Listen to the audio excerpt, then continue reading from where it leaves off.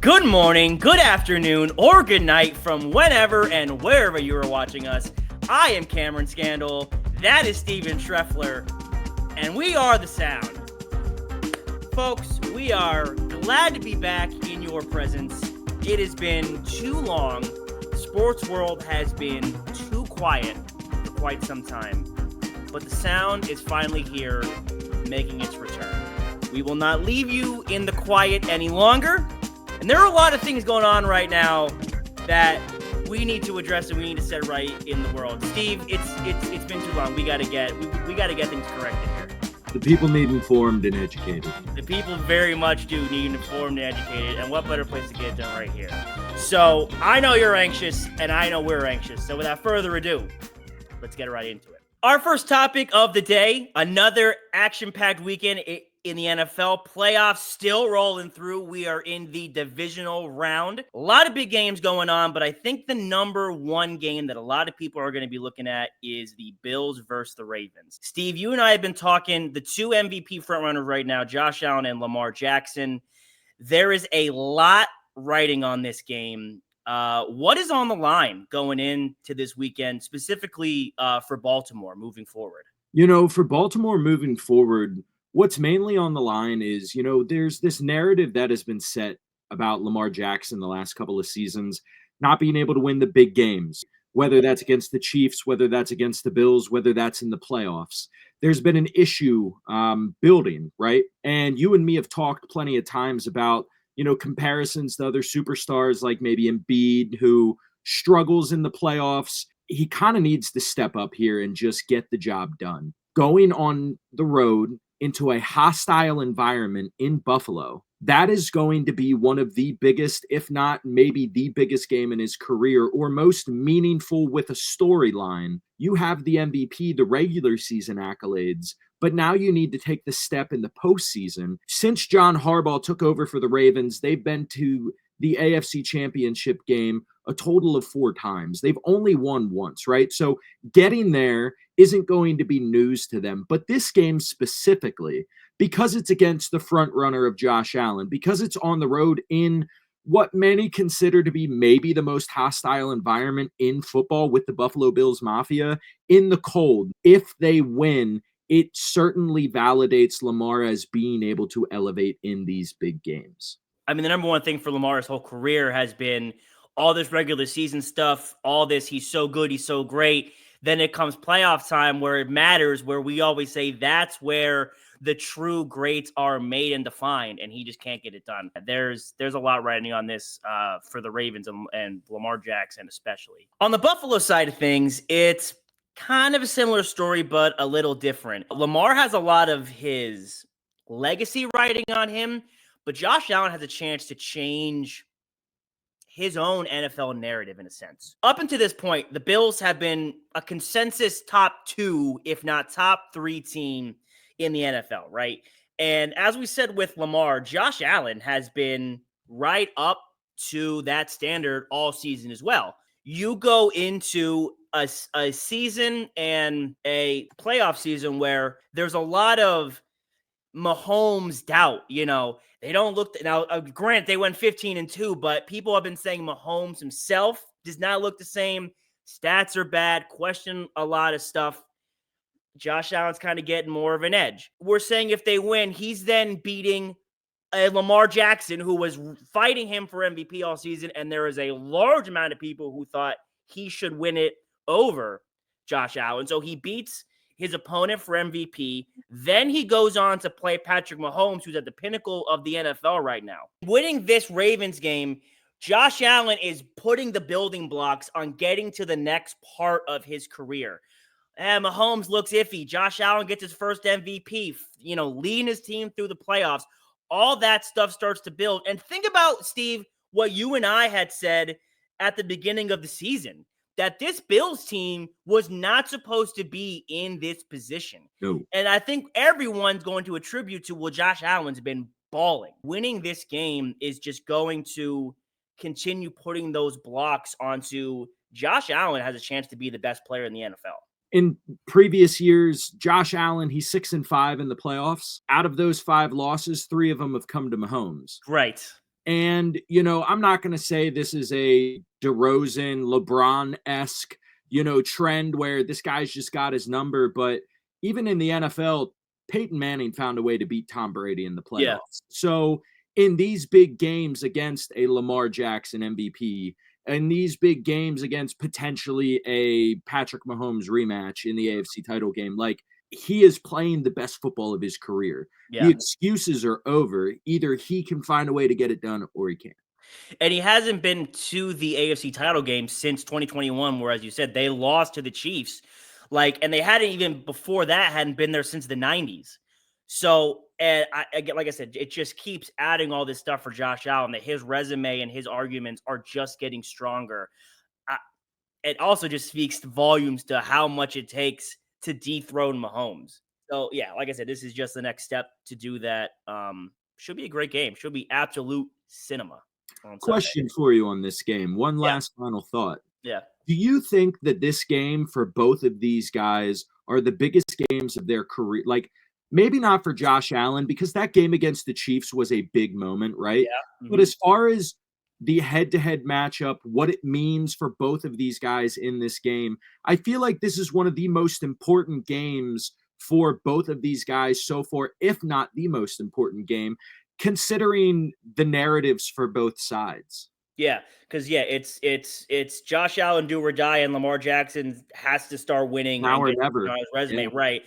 Yeah, oh man, it might be. That's a great point. I'm probably gonna say Lamar's. I can't think yeah, of a bigger game in Lamar's career than this. I agree.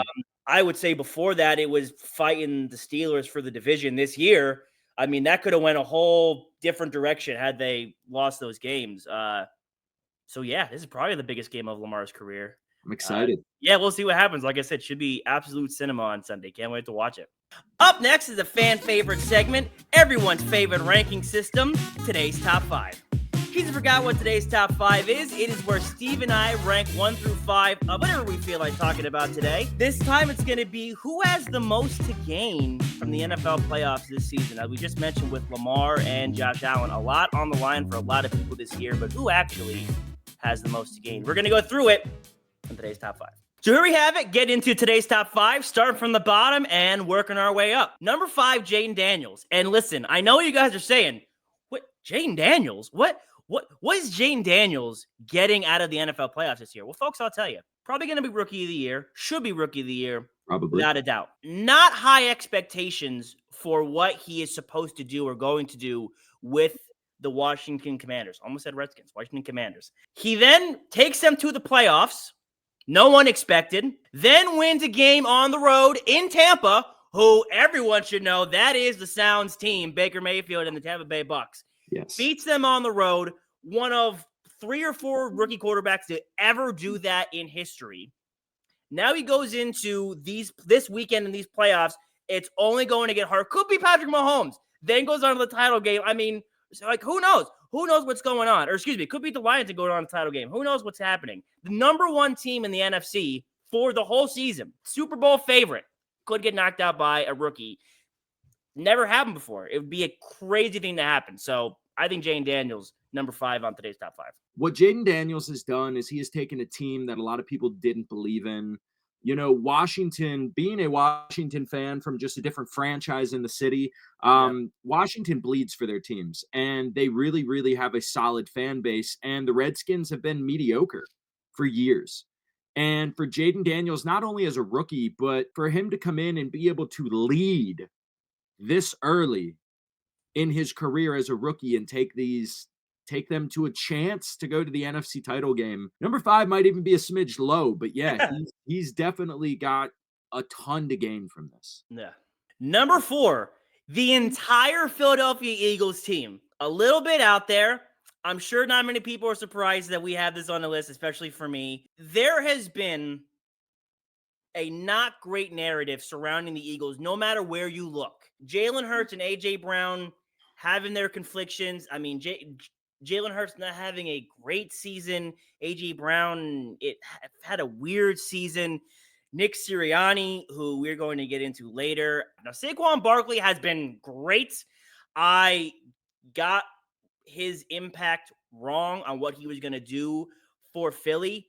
But Philly has a chance to kind of shove all that in the past if they can win the Super Bowl, if they can even get to the Super Bowl. I think that getting there after this season with all the extra stuff, regardless of our record and success, would be a feat in its own. And I think that's what Philly needs to kind of have a hard reset and get that kind of extra talk and the extra backlog out and kind of feel more confident in themselves. Like, that was all just noise and distraction. If I was just going to add one part to that, Jalen Hurts, one of the things for him, 2022 takes the team to the Super Bowl. People in Philly are like, we found our guy. This is our franchise quarterback. Comes out last season, a lot of turnover issues. All of a sudden, people asking, was 2022 a fluke? So I think this, in a way, has a ton of meaning, not just to the Eagles as a franchise alone, but also to Jalen Hurts as validation that 2022 was not just a fluke, but also that he is and will be worthy of that contract that Philly signed him to. Because as you know, being a Philly fan, it is arguably, if not arguably, the hardest place in sports to play. Yeah. And there are expectations, whether fair or not, that are placed on you when you are the guy. And both Sirianni and Jalen Hurts have a microscope over them right now, so they have a ton to gain. Yeah. Coming in next on our list at number 3, Josh Allen. This season for Josh Allen, with the MVP aspirations, being the front runner, right? Losing all of the pieces that he did last season. At the beginning of this season, you and me both picked the Dolphins to win the division.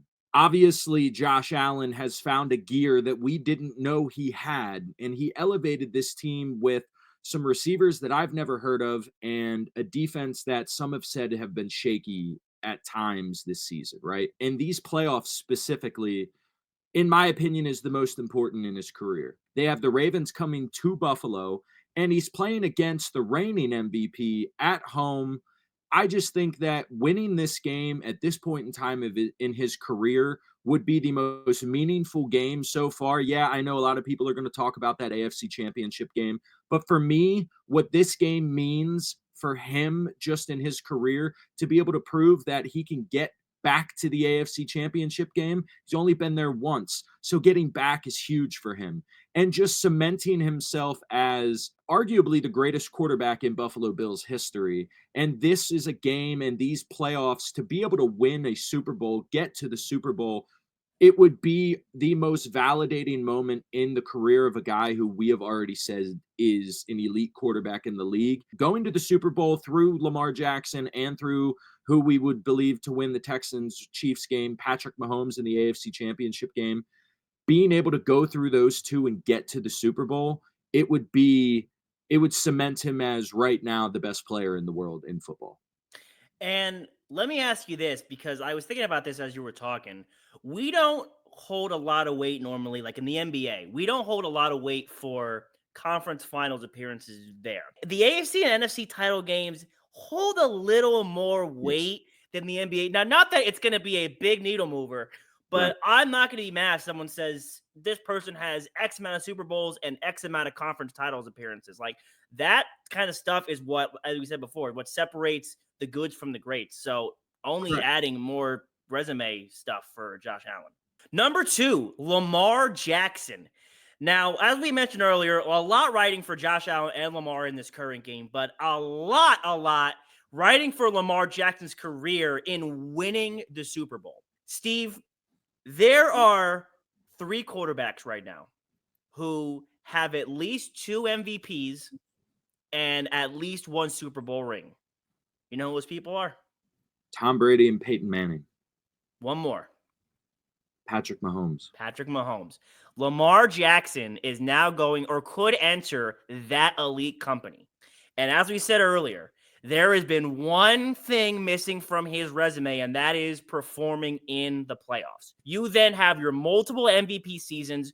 Like I said, a lot of people think Lamar should have or should win this season. You'll have all the stats in the world, passing, running, and then you'll have a Super Bowl and all the playoff stuff. I mean, it's like I said, it's just the one thing that he's missing, and it's going to be really hard to put Lamar Jackson in like a non-elite or not all-time great category. I mean, like, it's the one thing he's missing. This could be the chance to cement it and then some. I'm going to give you a really bold statement. A Super Bowl win for Lamar Jackson this year puts him in the top 10 all time. Lamar Jackson this season is the first quarterback ever to go have 40 touchdowns and fewer than 5 interceptions. Yeah. Lamar Jackson is the first quarterback ever to have 4,000 passing yards and over 900 yards rushing. He founded that club. Yeah. To cap off another MVP-esque season with a Super Bowl win, I can't think of many players or many quarterbacks that I would put ahead of a Lamar Jackson who is already cemented himself as the greatest rushing quarterback of all time, dual threat quarterback of all time. And add a Super Bowl win to the 2 MVPs and a potential Super Bowl MVP as well, he would have a case for 10. He would have a case. I would have a hard time putting guys over him. So that's what he has to gain this season. And I think it's really impressive. Look at the route. He beats a divisional rival, a tough team who has had his number in Pittsburgh. Then he goes and beats we're assuming MVP and number 1 or 2 team in the NFL, Josh Allen. Yep. Then he goes and beats Patrick Mahomes, enough said. Then he would go on to beat, again, we're assuming the Lions or Eagles, who have been the 2 best teams in the NFC all season. Like, there's not much more to be said at that point. Now, it is only 1 run, but it's 1 run more that he doesn't have. So he needs something, yeah. And last but not least, at the number 1 spot on our list, Patrick Mahomes. Now, I know what you're saying. How can he have the most to gain? He's already done it. Let me lay this out for you real quick. There have been a total of 9 quarterbacks that have ever gone back-to-back in the Super Bowl. Out of those 9 quarterbacks, the Chiefs have the best record in the 3rd season following with 15-2. The only team that can come close was the 1988 Niners. Only 4 have made it back to the 2nd round in that 3rd season. There's only 3 of them have made it to the AFC Conference title game. Nobody has ever made it back to the Super Bowl. Patrick Mahomes, you and me already think that he's the greatest quarterback of all time. With a 3-peat, he would not only be the greatest quarterback of all time, in my opinion, he would immediately be one of the greatest American athletes of all time. And to cement that with a 3-peat, and assuming he wins a 3rd Super Bowl MVP, Patrick Mahomes has a chance in these playoffs to immediately kick the door of the GOAT conversation in. People can scream Tom Brady till the end of the earth. But up to this point in both of their careers, if you look at what they would have done if Mahomes wins this Super Bowl, it would not be close. Patrick Mahomes has a chance to cement himself at number 1 with the Super Bowl. Yeah, and we shouldn't be, but we might be in the minority that believes even right now, Patrick Mahomes might have an argument, or not even might. He does have an argument for being number 1 right now. So, and like you said, in our opinion, he wins this one. I think it's inarguable. There is nothing anyone's going to be able to tell me after a 3-peat and 4 rings that Patrick Mahomes is not better than Tom Brady. I mean, listen, shout out to the GOAT. Well, almost former GOAT now. Has done a lot of things. Respectable career. One of the all-time greats across all sports. But like you said, from the get-go, the run Mahomes has been on and what he has achieved and the stats he has, it's just there's no comparison. There is no comp. There is no he's like this. No, there is nothing else. There is no one else he's 1-on-1. I can't think across sports, there are very few individuals that the moment they've stepped on the field as a starter, that they have been this level of greatness. Yeah, because it was he started, and then at the end of that season, everyone was like, yeah, this guy's the best player in the league. It was unanimous. There was no one else arguing against it. It was just how it was. And I'm gonna pull up. Hopefully, I can find this clip and pull it up too. I said a few shows ago, I believed in no other franchise more in American sports to win long term more than the Kansas City Chiefs. I'm not really sure of another franchise that I have more confidence in to win long term more than the Chiefs, like across all sports. I don't have as much faith in any of the franchise than I do the Chiefs to continue winning championships. And so far, that's still the case. So let's go back through our today's top 5 most to gain from these NFL playoffs. Number 5, Jaden Daniels. Number 4, the Philadelphia Eagles. Number 3, Josh Allen. Number 2, Lamar Jackson. And number 1, our today's top 5, Patrick Mahomes. Today's top 5. Our third and final segment of the day. The last few seasons, there have been a lot of hirings and a lot of firings in the NFL for head coaching positions. This season, no different. A lot of coaches on the hot seat and a lot of coaches going somewhere else and starting new beginnings. Steve, you and I have talked about coaches who we think could be on the hot seat this season. But in your opinion, which head coach is in the hottest seat at the end of this season? This might be a super unpopular opinion, and it probably is going to be, but I'm going to stand firm on this. Okay. Zach Taylor, the head coach of the Bengals, to me, has one of the hottest. I mean, that thing is burning, the seat that he's sitting on. The problem with the position that Zach Taylor is in right now is that this season, Joe Burrow had one of the most impressive seasons a quarterback could have in the last couple of years. I can't think of a lot of seasons where a quarterback has led in all of the different statistics that Joe Burrow led in this season. And the Bengals missed the playoffs. The Bengals defense was so bad that you can have the number 1 statistical quarterback in the league and a wide receiver who blew the doors off of the statistics this year in Jamar Chase, and you miss the playoffs. You have a guy on your defense who led the league in sacks, and you guys missed the playoffs. Yeah, okay, you guys fired your defensive coordinator. That's fine. It comes back to you, Zach Taylor. Right, wrong, or indifferent, the head coach is the one that's going to bear the majority of the responsibility. Going into next season, there is no seat hotter, in my opinion, than the one that Zach Taylor is sitting on. If you have the sack leader, the passing yards leader, the passing touchdowns leader, the receiving yards leader, the receiving touchdowns leader, like there is a common denominator, and it's going to come back to being Zach Taylor. Yeah, that's not a bad take. I honestly had not thought about Zach Taylor's impact on the Bengals, and maybe that's telling in itself. Yeah, I mean, when you think of Cincinnati, you think of immediately Joe Burrow and Jamar Chase, which makes sense. To kind of piggyback off of what you're saying, my answer for this is Nick Sirianni, which again, fans of the show should know that's no surprise that I believe that. When you think of the coaches we talk about a lot in the NFL, like Andy Reid, obviously with Mahomes. Andy Reid's one of the greatest coaches ever, maybe top 3, top 2, right now the best coach in the league. Nothing more needs to be said on that. Dan Campbell and Jared Goff. Dan Campbell's got the balls the size of Texas. He's down to take any sort of chance, and he's a coach. He's a player's coach. He gets those guys going. Kind of same with Brian Dable. Bo Nix coming out of nowhere. We're like, where the hell was this guy? Everyone's saying Sean Payton unlocked that extra part in Bo Nix. Sean McVay out in LA. I mean, he is one of the smartest X's and O's guys out there, and I think he's one of the best coaches at getting the most out of whatever he has. We talk about Nick Sirianni a lot, but have we ever talked about his coaching abilities or what we are appreciative of him for or what he's doing well? It's never stuff like that. It's Nick Sirianni is emotional and causing these problems. It's like let's even just go back to the AJ Brown reading the book thing. He comes out and says, hey, guys want to come out and do whatever they want to do to get ready for the game, get in that right mindset, pray, meditate, read. It's all good with me.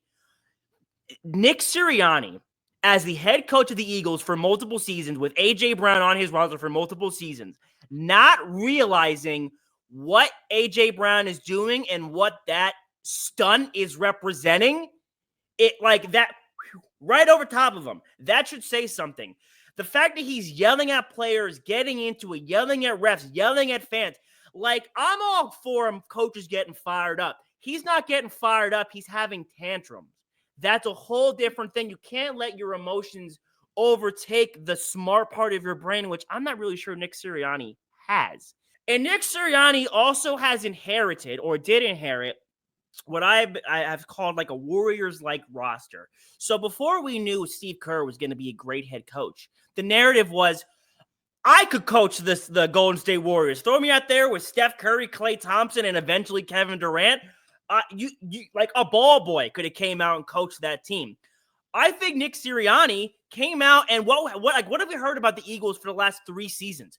What a great roster. Their 2 lines nobody's touching. Have one of the best receiving rooms. Now they got one of the best backfields out there. Like their roster top to bottom, everyone's like it's one of the best in the league. Nick Sirianni just inherited that.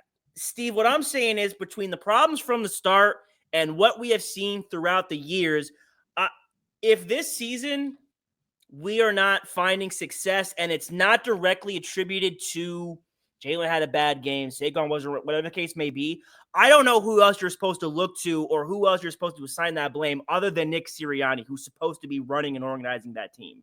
No, you hit the nail on the head, Cam. Nick Sirianni is one of those guys where he's always going to come out in the media and defend his players, right? But it takes a special kind of coach to be a motivating factor for your team, to lead by example, right? When you see all of the tantrums that he's throwing, the players are looking at that as well. And if it's okay for head coach to do it, it's okay for us to do it, right? You and me talked about a guy named Mike Tomlin a couple of days ago where it's different, right? Mike Tomlin is one of the most influential coaches in the league as far as his ability to take teams and he's kind of like an Eric Spoelstra. He might not always have the best roster, but he finds a way to make the playoffs fairly frequently, right? So Nick Sirianni has a great roster, but isn't doing anything more with them than what was expected. I think he's just kind of there. He's kind of like a figurehead for the team, and that's what needs to change.